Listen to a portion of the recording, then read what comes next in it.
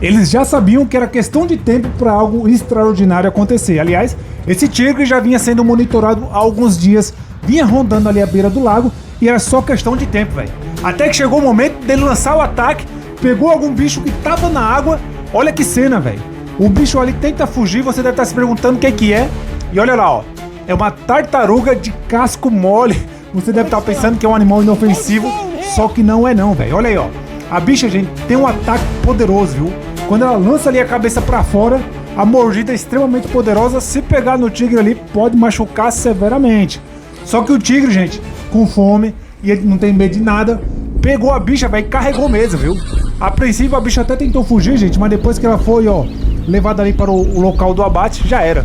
O tigre mordeu no pescoço e agora já sabe, vai matar e vai comer. Na natureza, tudo que se mexe pode acabar virando comida, porque ela, como sempre, implacável.